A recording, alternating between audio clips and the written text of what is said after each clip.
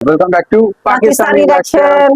मेरा नाम है अब्बास। उम्मीद करता हूँ आप सब बिल्कुल ठीक ठाक खैरियत से होंगे। तो आज हम जुबीन गर्ग की बायोग्राफी के ऊपर अगेन रिएक्शन करेंगे, क्योंकि जो पहले रिएक्शन किया था वो बहुत छोटी वीडियो थी, 2 मिनट की थी, जो कि बहुत मुख्तसर बताया हुआ था।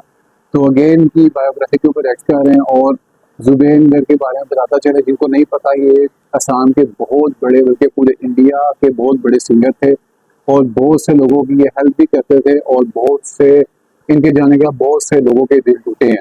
तो इनकी बायोग्राफी है, पहले वो सुनते बाद में डिस्कस करते हैं। ठीक है, 3 2 1 देखिए इनकी एंड कितनी अच्छाइयाँ लोग स्टार्ट। याद कर रहे हैं।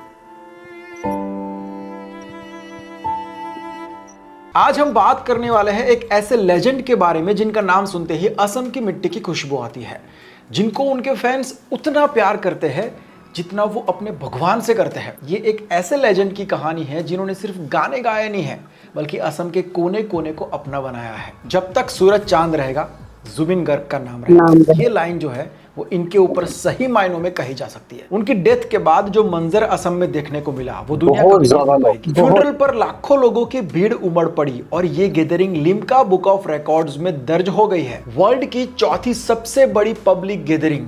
सोचो, एक सिंगर के लिए इतना प्यार। यही प्रूफ है कि जुबिन गर्ग सिर्फ एक सिंगर नहीं थे, बल्कि एक जज्बा थे, एक आवाज थे जो हमेशा के लिए लोगों के दिल में गूंजती रहेगी। वैसे तो कई कलाकार आते हैं जाते हैं, लोग उनको एक टाइम पर भुला देते हैं, लेकिन कई जनरेशन्स आके चली जाएगी, ये नाम जुबिन गर्ग असम कभी नहीं भुला पाएगा। ये लिख के ले सकते हैं। अब ऐसे लेजेंड की कहानी तो जाननी बनती है। मैंने 5 साल पहले इनकी पूरी स्टोरी कवर की थी। आपकी डिमांड पर फिर एक बार उनकी पूरी स्टोरी आपको बता रहा हूं, क्योंकि इस कहानी को सुनकर लाखों लोग इंस्पायर होंगे। उनको समझ में आएगा कि मेहनत किसे कहते हैं, फोकस किसे कहते हैं, नाम और प्यार कमाना किसे कहते हैं, जो शायद दुनिया के 1 से 2% लोग इस लेवल की इज्जत, नाम और प्यार कमा पाते हैं। जुबिन दा का जन्म 18 नवंबर 1971 को मेघालय के तुरा में हुआ था। उनका बचपन का नाम था जुबिन बोर ठाकुर। उनके पिता एक मजिस्ट्रेट थे और पोएट भी थे। उनकी माता एक सिंगर और डांसर थी, मतलब कला उनके खून में थी, ये कह सकते हैं। यही बात है। माँ उनकी पहली गुरु बनी। उन्होंने जुबिन दा को उनका पहला गाना सिखाया। अब जैसे मैंने बताया, उनके पिता एक मजिस्ट्रेट थे, तो उनकी बार बार ट्रांसफर होती रहती थी, इसलिए जुबिन गर्ग की जो पढ़ाई है, स्कूलिंग है, खास करके वो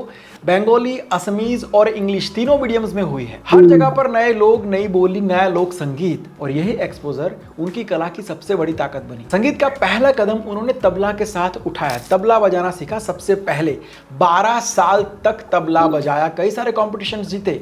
उसके बाद गिटार, हारमोनियम, कीबोर्ड सब कुछ अपने आप सीख लिया। स्कूल के अंदर शैतानी भी बहुत करते थे, लेकिन तबले बहुत ही अच्छे बजाते थे, तो टीचर पनिशमेंट देने की जगह पर तालियां बजाते थे, और यही उनकी पहचान थी। जुबिन दा पहले से, हमेशा से म्यूजिक डायरेक्टर ही बनना चाहते थे। वैसे तो साइंस के स्टूडेंट थे, लेकिन उन्होंने ग्रेजुएशन बीच में छोड़ दिया था। क्यों? क्योंकि भाई रात भर स्टूडियो में बैठा करते थे। दोस्तों से पैसे उधार लेके उन्होंने अपना छोटा सा एक स्टूडियो बनाया था, और यहीं से वो सपने की शुरुआत हुई थी। उनको म्यूजिक से इतना प्यार था, वो इतने फोकस्ड थे म्यूजिक के साथ, कि उनको म्यूजिक मिल गया, दुनिया मिल गई, और कुछ नहीं चाहिए। 1992 में उनका पहला सब कुछ ही एल्बम म्यूजिक के नाम कर दिया। बिल्कुल। तब उन्होंने अपना नाम चेंज करके जुबिन गर्ग रखा था। उसके बाद उन्होंने असम में 8000 से ज्यादा 8000 से रीजनल ज्यादा सॉन्ग्स रिकॉर्ड songs। किए। मतलब एक इंसान, एक आवाज और एक मिशन। मेरे आवाज के जरिए, मेरे म्यूजिक के जरिए, मेरे सॉन्ग्स के जरिए मेरी मिट्टी की खुशबू को दुनिया भर में पहुंचाना है। That's it. 2000 में बॉलीवुड के अंदर पहला मौका मिला फिजा मूवी के अंदर, लेकिन असली धमाका 2006 में हुआ गैंगस्टर मूवी से, जिसके अंदर उन्होंने गाना गाया था या अली। और ये बहुत मशहूर हुआ था, जहां पर भी देखो, गली मोहल्ले, ऑटो रिक्शा, पार्टीज में, शादियों में ये गाना बज रहा था। इस एक गाने ने जुबिन दा को नेशनल सुपरस्टार बना दिया था। उनको ग्लोबल इंडियन फिल्म अवार्ड के अंदर बेस्ट प्लेबैक सिंगर का अवार्ड मिला, और फिर दुनिया ने पहचाना कि एक आवाज जो असम के छोटे से कोने से आई है, आज वो देश के कोने कोने में पूरी दुनिया में जुबिन गर्ग सिर्फ एक सिंगर नहीं थे, lyricist, composer, music director, actor, multi instrumentalist. भाई बहुत ही टैलेंटेड इंसान था ये। फिल्म मोन जाए में उनका लीड रोल नेशनल अवार्ड लेकर आया, जिससे असमी सिनेमा का लेवल ऊपर हुआ। उनकी मूवीज के अंदर करप्शन, सोशल इश्यूज और यूथ के जज्बात को दिखाया गया। और स्टेज की तो क्या ही बात करूं भाई, उनके कॉन्सर्ट्स असम के अंदर त्योहार बन जाते थे। फैंस उनकी आवाज के लिए पागल थे। लेकिन उनका ये जो सफर है वो आसान नहीं रहा। उनकी माँ की मौत मौत, सिस्टर की भी एक्सीडेंट में डेथ हुई, ये सब चीज़ों ने उनको तोड़ कर रख दिया था और यही दर्द उनके गानों में उभर कर आया। जुबिन गर्ग कहते थे कि जब मैं गाता हूँ मैं अपनी माँ के सपनों को जीता हूँ। जुबिन सिर्फ गाने तक सीमित नहीं रहे। असम फ्लूड्स के वक्त उन्होंने खुद रिलीफ फंड बनाया, कपड़े, दवाई कलेक्ट करवाए। उनकी फिल्म कंचनजंगा ने एपीएससी रिक्रूटमेंट स्कैम को एक्सपोज किया। मतलब आवाज सिर्फ सुरों की ही नहीं, आवाज सच्चाई की भी थी। और फिर वो दिन आया जब पूरा असम रो पड़ा। जुबिन गर्ग के चले जाने की खबर आई, पूरा स्टेट मानो रुक गया। 19 सितंबर 2025 सिंगापुर के अंदर स्कूबा डाइविंग के दौरान उनकी डेथ हुई। असम सरकार ने 3 दिन का राज्य शोक घोषित किया और जब उनका अंतिम संस्कार हुआ, उनके चाहने वालों की भीड़ देखकर दुनिया शॉक हो गई। लाखों लोग रोड पर थे, कह सकते हो पूरा असम रो रहा था। लिम्का बुक ऑफ रिकॉर्ड्स में रिकॉर्ड दर्ज हो गया। दुनिया की चौथी सबसे बड़ी पब्लिक गैदरिंग बन गई वो। उस दिन दुनिया ने देखा कि एक आवाज, एक इंसान कितना गहरा रिश्ता बना सकता है अपनी जमीन से। तो जुबिन गर्ग एक नाम नहीं, एक दास्तान है, एक सिंगर, एक एक्टर, एक रिवॉल्यूशन जो असम की गलियों से उठा और दुनिया तक पहुंचा।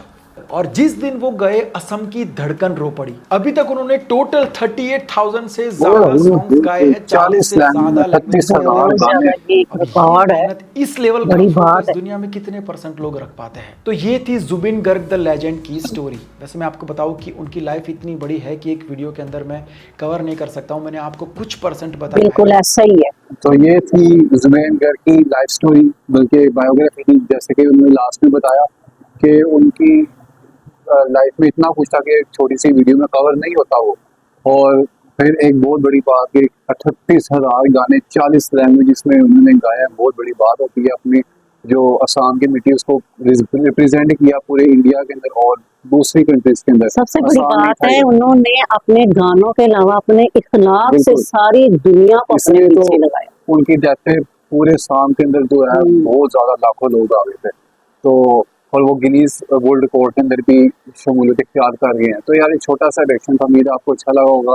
तो बाकी नीचे आप कमेंट सेक्शन में बताइए आपको कैसा लगा। मिलते हैं नेक्स्ट वीडियो में, तब तक के लिए